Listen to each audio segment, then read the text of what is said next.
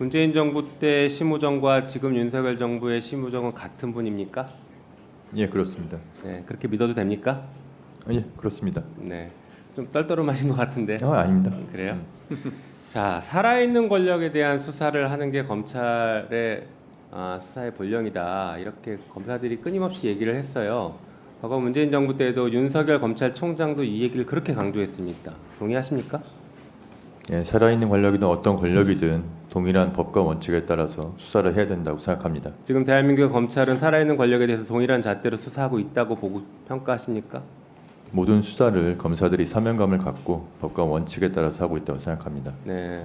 그러니까 국민의 눈높이와 동떨어진 인식을 하고 있으니까 검찰이 이렇게 망가진 겁니다.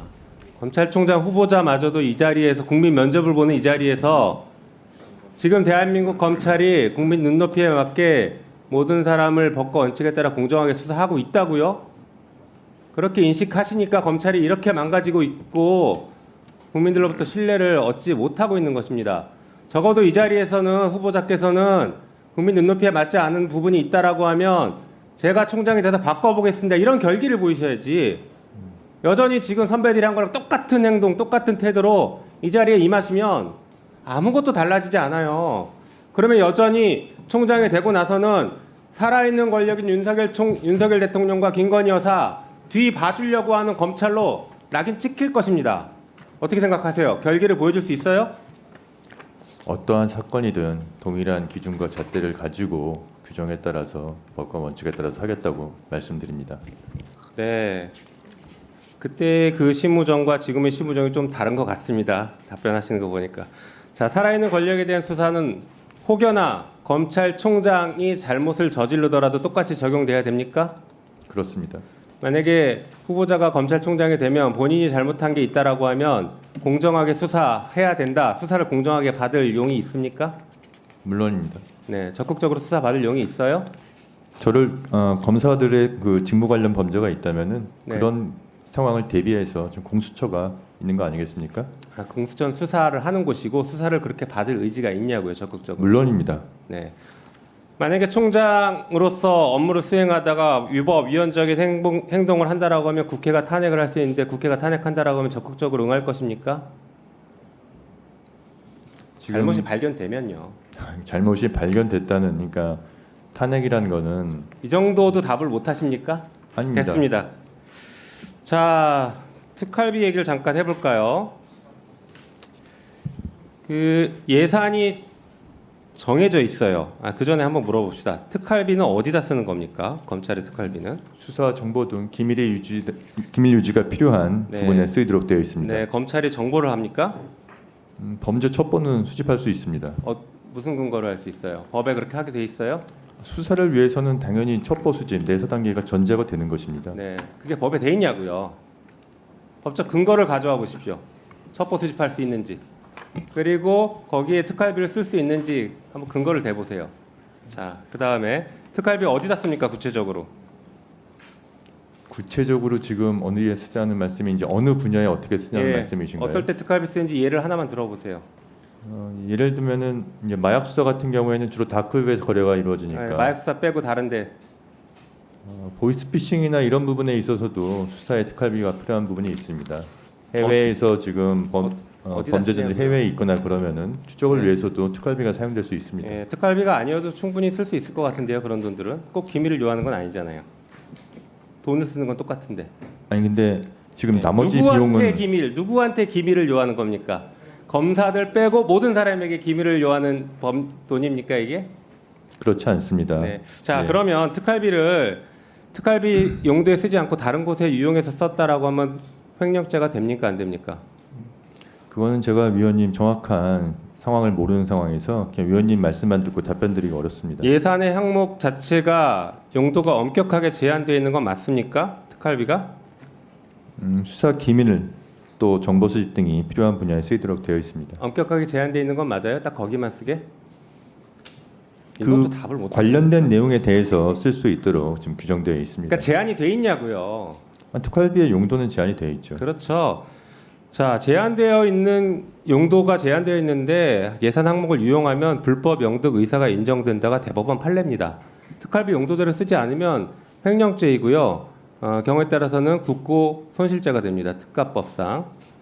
실제로 국정원장이 특활비를 대통령 당시 이제 박근혜 대통령에게 뇌물로 준 사건에서 뇌물죄는 무죄가 나왔지만 특활비를 횡령한 사실은 인정이 됐어요. 그리고 박근혜 대통령도 횡령 금액을 서로 나눈 것은 공범 간에 나누는 것에 불과하다. 그래서 박근혜 대통령마저도 특활비 횡령의 공범으로 봤습니다. 알고 계세요?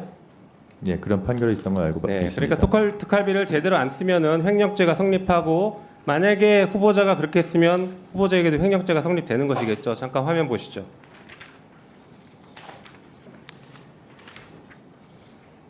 여기 말고요. 앞에 보여주세요. 네.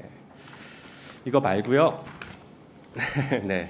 자, 보니까 동부지검장 시절에 1억 2,781만 원을 사용했어요. 2021년 9월 달에. 이때 보니까 그 추석을 앞둔 시점이고 이 무렵에 1,160만 원을 전액 현금으로 인출해서 17개의 돈 봉투에 담아서 누군가에게 줬다라고 되는데 이거 어디다 썼습니까? 이때 무슨 수사 있었어요? 연중 수사는 계속되고 있습니다. 이때 무슨 수사가 있었는데 이때 집중해서 주나요? 다음 볼까요? 그 다음에 보니까 또 설 연휴 2022년 1월 설 무렵에 1,350만 원을 현금 인출했었어요. 이때 어디 썼어요? 제가 구체적으로 자, 다음 당시에 보여주시죠. 그 다음 보여주세요. 그 다음 넘겨주세요. 자, 보세요. 아까 마약 수사했죠. 마약 수사는 2억 원이 지금 특활비입니다. 배정된 게. 여길 넘어서서 썼으면 횡령죄예요. 그리고 형사부등 수사지원은 50억인데 이걸 넘어서 썼으면 횡령입니다. 여기서 어디다 썼는지 한번 말씀해 보세요. 이 항목대로 썼어요? 특활비에 그런 구체적인 세부 사업에 대해서 대검에서 올 때 지정해서 내려오지는 않는 것으로 알고 있습니다. 그러니까 횡령이라는데요. 검찰이 집단적으로 조직적으로 횡령죄를 저지르고 있어요. 그걸 당당하게 말씀하시면 안 돼요. 아시겠습니까? 집단적으로 조직적으로 횡령하고 있다고요. 이런 것을 다른 기관에서 썼다고 해보세요. 틀림없이 국고 손실로 기소했을 겁니다. 그렇지 않습니까? 후보자 기소했을 거 아니에요, 이런 사람? 그렇게 생각하지는 않습니다. 이게 세부 사업과 대한민국 공무원 여러분, 특활비를 이렇게 써도 횡령이 되지 않는다라고 지금 검찰총장 후보자가 얘기했으니 앞으로 마음대로 쓰십시오. 이상입니다. 위원장님 한 말씀 드려도 되겠습니까? 네, 말씀하세요. 이 세부 사업에 어떤 부분에서 내려오는지를 모른다 할 뿐이지 특활비의 용도에 맞게 수사나 정보 분야에 어떻게 씁니까? 모르는데 한국별로 어떻게 써요? 모르는데 어떻게 한국별로 쓰냐고요? 내려오는 한국을 모르는데. 아니 대검에서 항목을 정해서 내려오면은 그 분야에 맞춰서 쓰면 되는 것이지 않습니까? 자, 후보자님, 예. 특활비 어디에 썼냐 그러면 참 시원하게 답변하기도 깝깝하고 여러 가지로 고충이 있을 거예요.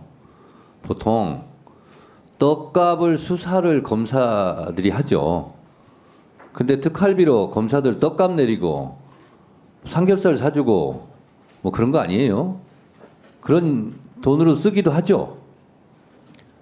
명절 때 왜 특별하게 이렇게 그것도 현금으로 돈봉투 만들어 가지고 돈봉투를 내립니까? 그거 떡값이잖아요. 추석 때 설 때 수사 잘하라고 돈봉투에 넣어서 줍니까? 손바닥으로 하늘을 가리세요.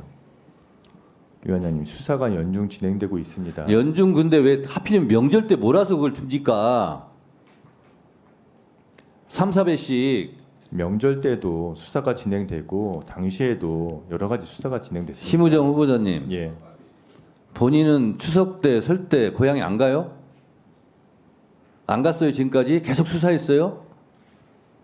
추석 때는 고향에 대한민국 모든 검사들이 추석 때 설 때 다 근무합니까? 출근해서 다 수사합니까?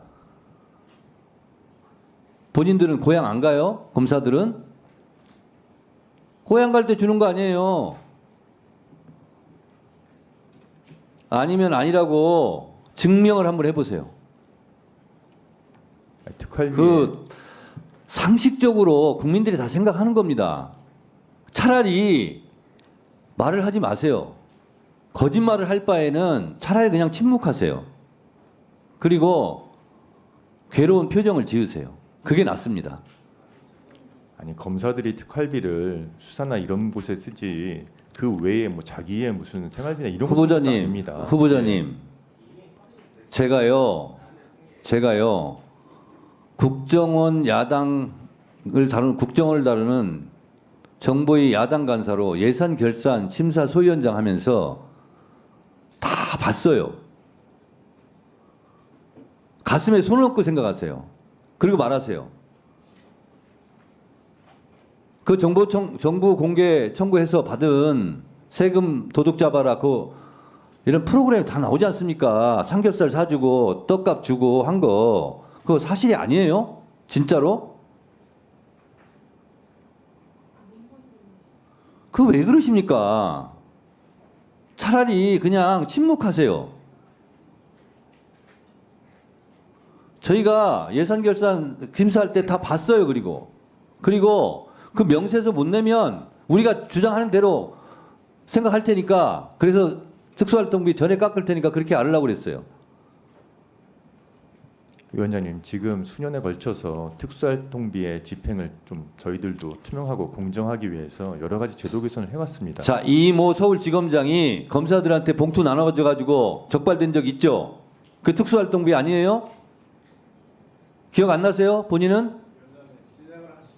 네, 진행을 할 테니까 그렇게 하세요. 그 차라리 그냥 침묵하시는 게 좋을 것 같아요. 싹해서 그렇습니다.